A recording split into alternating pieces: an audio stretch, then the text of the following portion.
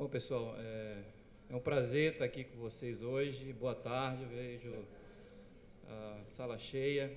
Quando me falaram que, Adriano, você pode falar de transporte aeromédico? Eu digo, posso falar. Mas é um assunto muito delicado, é um assunto extenso de se falar. Existem cursos em São Paulo de transporte aeromédico, que são cursos intensivos de 24, 48 horas. Existe pós-graduação de transporte aeromédico, que é um ano inteiro. E eu vou tentar resumir o assunto para vocês em 20 minutos. Vou tentar fazer isso. E, assim, o objetivo principal é passar uma base do que seja o transporte aeromédico, como o pessoal aqui falou, falou do pré-hospitalar, a Edna falou do intra-hospitalar. Basicamente, transporte aeromédico, não confundir com resgate aeromédico, eu não vou falar nada de resgate aeromédico aqui, ou seja, não vou falar do paciente, você pega o paciente na cena e leva para o hospital, mas sim aquela transferência, o paciente já foi atendido inicialmente em um serviço primário, secundário, e ele vai ser transferido para um hospital de maior complexidade. Geralmente é isso que ocorre nesse serviço que eu vou mostrar para vocês. Os objetivos, então, são eu vou falar um pouco de características das aeronaves, uma visão geral do transporte aeromédico, os princípios da fisiologia de voo, é só princípios, porque se eu for falar de fisiologia de voo aqui, eu vou passar uma semana falando para vocês. Tá? As peculiaridades do traumatizado, que a gente está falando de coach, de trauma, e a atuação do tripulante aeromédico. Geralmente, o tripulante aeromédico é composto por médico e enfermeiro não técnico de enfermagem. Tá? É que nem uma UTI, uma unidade avançada de uma ambulância avançada. Ok? Eu vou falar um pouquinho do serviço que eu trabalho. Então, basicamente, as experiências que eu tenho são desse serviço. Existem outros serviços, outras aeronaves, mas basicamente eu vou falar um pouco do meu trabalho. E para falar um pouco do meu trabalho, eu tenho que falar para vocês, quem transporta o paciente crítico numa aeronave, a primeira coisa que ele tem que saber é quais são as características dessa aeronave. Não adianta só querer tratar do paciente, você tem que tratar do paciente, saber que a fisiologia do paciente vai ser alterada lá em cima, a 30, 40 mil pés, e saber as características da aeronave. Então, o médico, o enfermeiro, infelizmente, ele vai ter que estudar medicina aeronáutica para saber das características da aeronave para poder tratar o paciente. Antes de ele não fazer um curso de tripulante, ele não pode subir na aeronave. Então, vou falar um pouquinho de aeronave. A aeronave mais comum no nosso meio, tanto para resgate como para transporte aeromédico em asa rotativa, que é helicóptero, esse helicóptero aqui é o Esquilo. Ele tem uma boa autonomia e uma boa velocidade de voo. Ele é muito criticado lá fora, Estados Unidos, porque é uma aeronave que tem pouquíssimo espaço. Quem já viu, quem já entrou dentro de uma aeronave dessa, o espaço é limitadíssimo. Então, basicamente, você põe o paciente lá na aeronave, e monitoriza e reza para não acontecer nada, porque durante o voo você não vai conseguir fazer nada com esse paciente. Esse já é um helicóptero mais espaçoso. Esse helicóptero não existe mais na nossa empresa, eram 2 helicópteros, um caiu, deu perda total, e o outro foi extinto. Então, basicamente, há 4, 5 anos atrás, nós não usamos mais. É o chamado BK, ele tem uma boa autonomia, ele é biturbina, é um helicóptero forte, é muito espaçoso dentro. Vou mostrar para vocês a posteriori. E atualmente nós usamos o Koala, é um helicóptero bem mais espaçoso, dá para fazer alguma coisa dentro desse helicóptero, tem uma boa autonomia e uma boa velocidade de voo. E ainda falando de aeronaves, o transporte aeromédico tanto pode ser feito por asa fixa como asa rotativa. Asa fixa a gente entende por jato, né? Os mais comuns é o Cessna, que é o Citation 2. Ele tem uma velocidade de 700 km por hora, para comparar com o voo comercial, a aeronave comercial voa em 800, 900 km por hora, então tem uma velocidade razoável e uma autonomia de 5 horas. Então, para fazer um voo de São Paulo para Manaus, ele tem que pelo menos abastecer uma vez. E o novo, a vedete da empresa, esse jato aí, o Embraer Phenom, ele tem uma velocidade maior, então ele tem uma autonomia de voo maior de 6 horas. E basicamente, o que é que eu vou falar aqui? Vou comparar as características do transporte aeromédico de asa fixa com de asa rotativa. O helicóptero, geralmente, ele voa a 3 mil pés. A gente, para ter uma noção mais ou menos, é dividir 3,28. Né? 1 metro é igual a 3,28 pés, você divide por 3, dá mais ou menos isso em metros. Então, na maioria das vezes, o helicóptero voa a 1.000 metros de altura. É um voo baixo. E a gente vai ver por que eu estou falando isso posteriormente, explicar a fisiologia de voo. Já o jato, aquele jato que eu citei, ele voa a 30 mil pés, podendo chegar a 45 mil pés, ou seja, ele voa a 10 quilômetros, a 10 mil metros. E quando fazer um transporte interhospitalar por helicóptero ou por avião? Geralmente a gente tem umas regrinhas, ou seja, até 300 quilômetros dá para fazer por helicóptero. A partir disso daí, é mais confortável para o próprio paciente, dependendo da peculiaridade da patologia que você vai levar, seria mais interessante e quase condição sine qua non ser por jato, tá? Pouso e decolagens verticais, ou seja, pode pousar em heliponto, essa é uma grande vantagem do helicóptero. Às vezes você leva de hospital para hospital, de heliponto para heliponto, diferentemente do jato, que você vai ter que fazer um transporte terrestre em alguma parte, em algum momento. A grande diferença é que o helicóptero não é pressurizado, tá? Não é pressurizado, nenhum helicóptero é pressurizado, e o jato tem cabine pressurizada. Por quê? Porque ele voa bem alto. Vibração, o helicóptero vibra muito mais, ele tem menor autonomia, menor custo, maior nível de ruído e pouso em via pública. Mas eu não vou falar disso, que isso é mais basicamente relacionado ao resgate aeromédico, não ao transporte em si. Vou dar uma pincelada em fisiologia de voo para vocês poderem entender o problema que a gente lidar com o paciente lá em cima. Essa é a altitude de cruzeiro, geralmente a altitude que o jato viaja é essa aqui, 10 km ou 35 mil pés. Nessa altitude, se você for medir a temperatura fora da aeronave, ela vai estar mais ou menos aqui, menos 50 graus Celsius. Quando a aeronave sobe até 40 km, a temperatura externa vai aumentando até chegar a positivo, 20 graus, porque é a altitude que você encontra a câmara de ozônio. Vou falar um pouquinho da composição da atmosfera, isso lá da segundo grau, da bioquímica. A gente sabe que a atmosfera é composta por nitrogênio e oxigênio, na proporção 80%, 20%, e os outros gases 1% no máximo.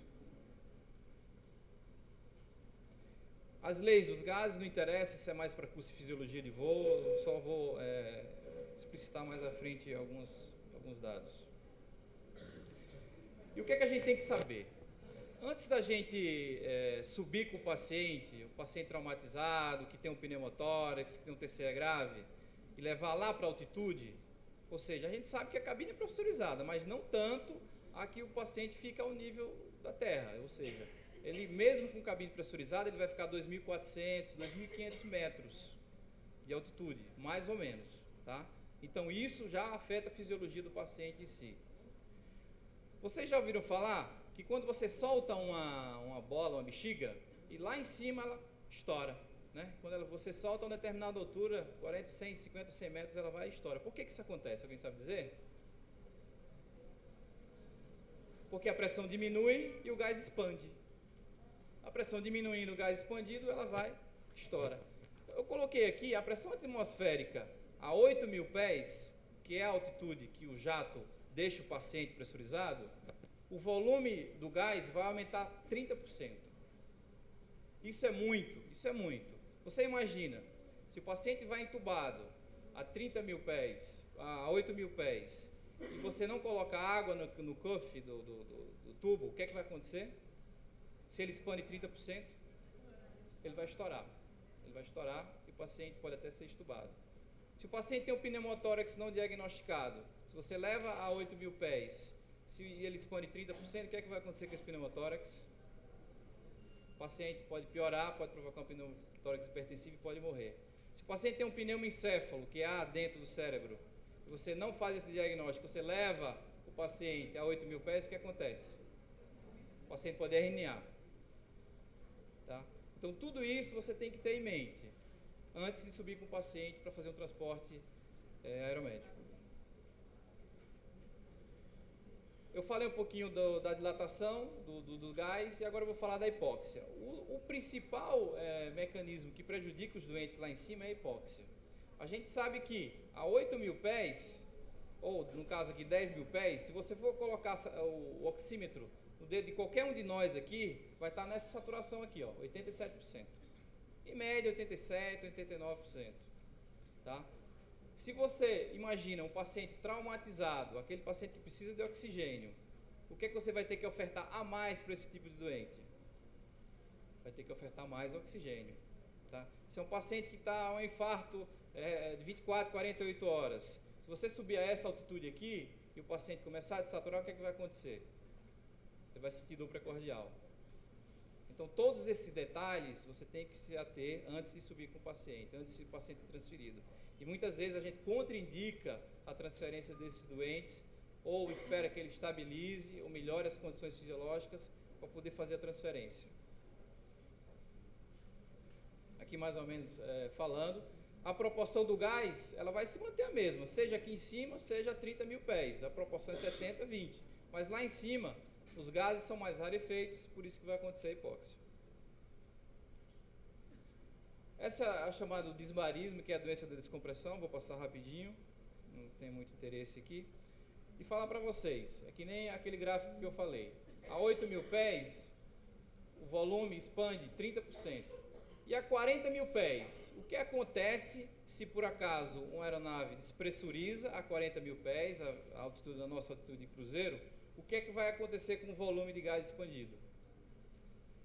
Vai se multiplicar por 7 vezes. E você acha que isso é incomum despressurizar lá em cima? Eu vou falar para vocês que não é incomum despressurizar lá em cima. Às vezes isso acontece. Não é aquela despressurização explosiva, que a gente chama que é em menos de um segundo, mas é uma despressurização lenta. E isso pode acontecer. E a primeira coisa que o piloto faz é o quê? Despressurizou, vou fazer o quê? Vou descer. Vou descer, porque senão o negócio complica aqui para mim. Ele tem mais ou menos 30 minutos para descer. Aqui a pressurização, eu falei para vocês. A altitude de cabine é aquela altitude superficial que o avião deixa, ele pressuriza o ar para que a gente possa sobreviver lá em cima, né? Que corresponde geralmente a 8 mil pés, que é 2.400 metros. Ou seja, você quando está viajando de avião, você está climatizado ao nível de uma montanha, tipo, vamos ver, uma montanha do Aconcagua, 2.400 metros. E por que se pressuriza a cabine?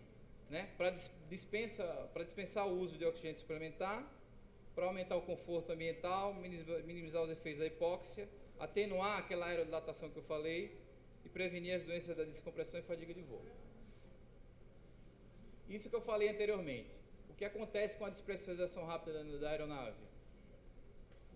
Se você estiver em repouso, a 40 mil pés, se ocorrer uma despressurização explosiva, você tem 23 segundos de oxigênio, de consciência, para poder fazer alguma coisa. Ou seja, o piloto, né? Você fica rezando e o piloto faz alguma coisa. E o que acontece com a despressurização rápida? O pior que pode acontecer é o quê? É a hipóxia. Não tem oxigênio para você respirar. E o que acontece quando despressuriza? Cai o quê? Lá de cima? A máscara de oxigênio. É uma máscara sem ser sob pressão, mas cai a máscara e você respira e consegue durar mais um pouquinho, além desses 23 segundos. Então, qual é a profilaxia dessa hipóxia? Depende da altitude que você está. Se você está entre 6 e 28 mil pés, é o oxigênio de demanda, aquela máscarazinha que cai, essa daqui do avião. Se você está entre 28 e 45 mil pés, tem que ser oxigênio a 100%. E acima de 45 mil pés tem que ser traje e cabines pressurizados, que nem o piloto de avião. Se você não tiver essa estrutura, você desmaia e acabou-se. Eu vou falar um pouquinho aqui das dificuldades, principalmente na parte de helicóptero, que é o transporte mais comum entre a gente aqui. Tá?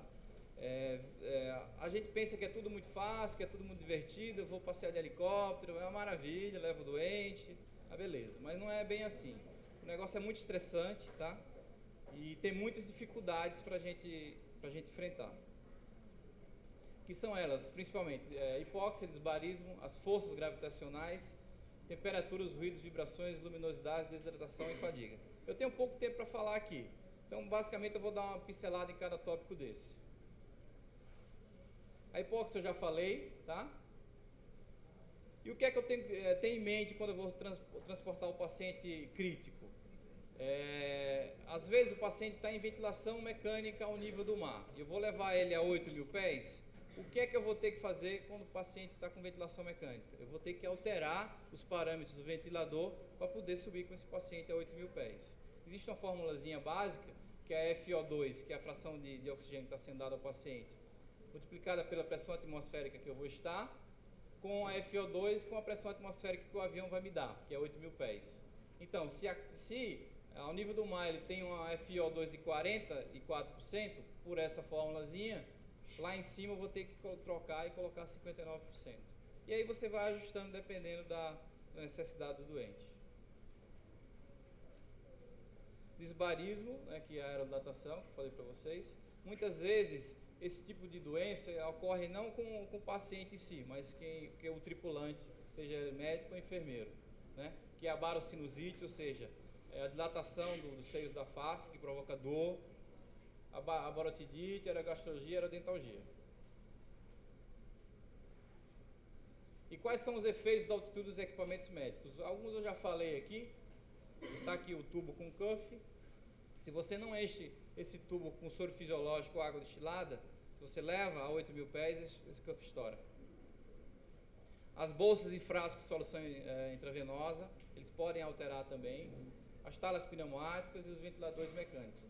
Existe uma bomba muito específica que a gente usa em aeromédico, que é uma bomba sensacional, vocês enfermeiros lidam muito com ela, é a bomba ANI, que ela tem 2 canais e quase que ela não sofre o efeito da altitude lá em cima. Então, preferencialmente, quando a gente vai fazer transporte aeromédico, a gente só leva essa bomba. Ela tem uma equipe especial e o pessoal da enfermagem que sabe lidar bem com ela, o médico quase não mexe. Eu vou passar aqui do descompressivo.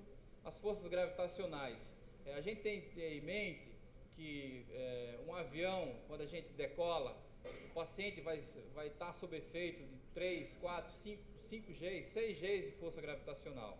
Ou seja, por que você está falando isso? Porque às vezes, o que acontece? O paciente tem um traumatismo craniano grave, está com a PIC lá e você coloca no avião, com a cabeceira vocês estão vendo aqui, a cabeceira está voltada para frente do avião.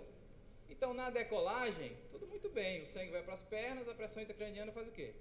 Diminui. E para pousar esse paciente, como é que você faz? Para ele não sofrer, para não aumentar a pique e herniar. Alguém tem alguma ideia? Roda, olha que maravilha, inverte, mas não existe essa possibilidade de inverter. A maca não inverte. Oi? Alguma sugestão? Não aumentar a pressão intracraniana? Alguém levantar na hora de pousar? Não.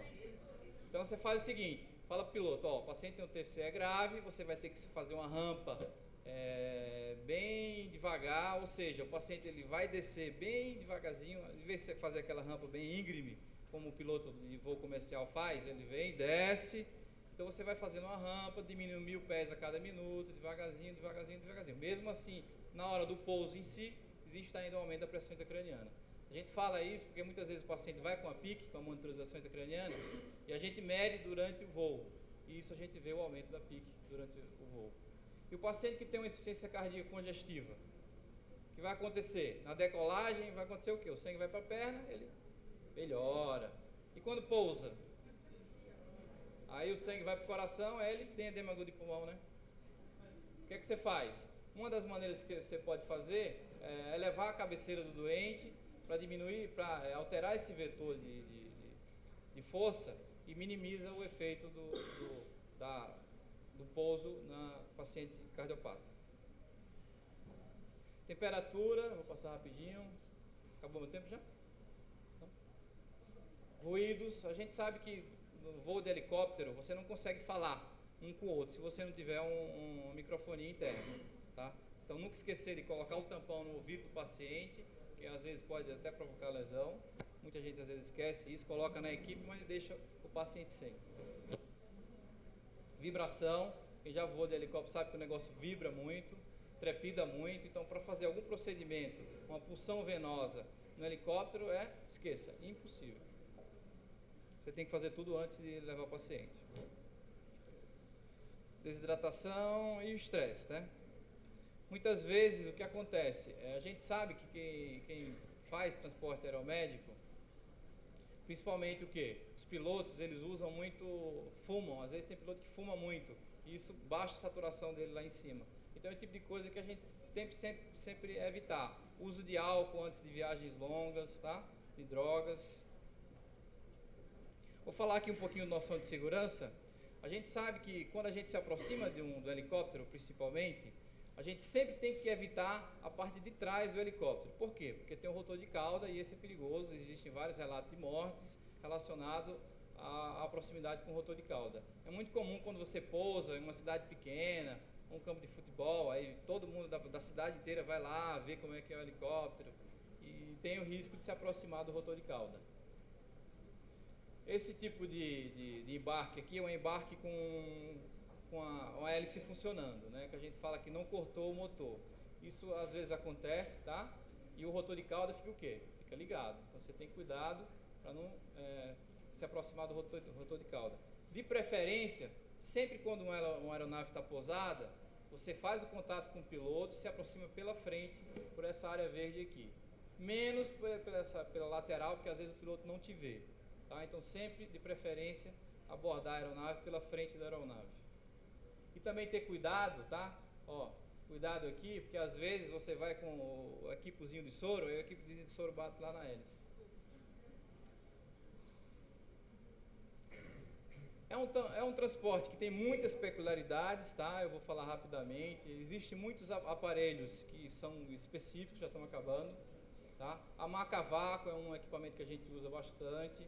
A bomba ANI, que eu já falei para vocês. O ZOL, todo mundo conhece. O Oxylog, que é o ventilador de transporte. Falar para vocês que o espaço é muito restrito. Essa é uma das maiores aeronaves que a gente tem no Brasil. Vocês veem que não tem espaço para muita coisa, vai o médico e o enfermeiro aqui do lado e tem uma outra poltrona aqui. Isso aí é uma ambulância para comparar com esquilo, né? Então, o que é que você tem que fazer? Você tem que fazer tudo no hospital. Todos os procedimentos, drenagem de tórax, pegar um outro acesso, checar todos os exames do paciente, tudo tem que ser feito antes de embarcar. Aqui o embarque pela porta lateral.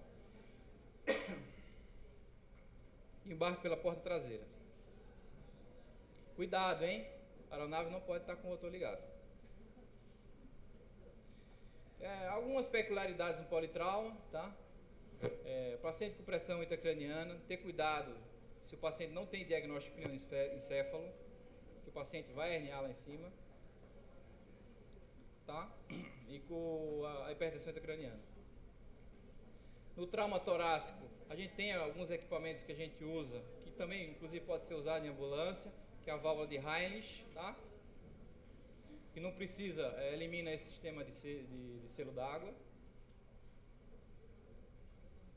E cuidado com o pneumotórax, principalmente o pneumotórax não diagnosticado. Você não vai conseguir drenar lá em cima. No trauma abdominal, pacientes que têm pressão intraabdominal aumentada, o que é que você tem que fazer para diminuir essa pressão? Lá em cima, o gás vai expandir e vai piorar a pressão intraabdominal. O que você pode fazer? Passar uma sonda nasogástrica e passar uma sonda retal. E o paciente vai esvaziando durante o voo. Não é muito agradável, mas tem que ser feito. E por último, só uma frasinha. Tudo que um sonho precisa ser realizado é alguém que acredita que ele possa ser realizado. Tá? Então, é isso aí que eu tenho para vocês.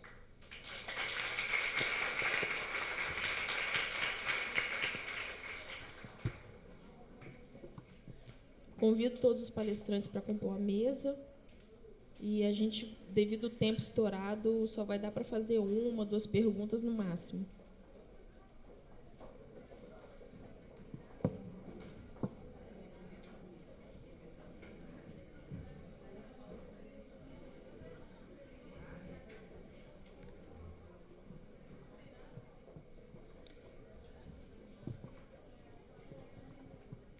Bem,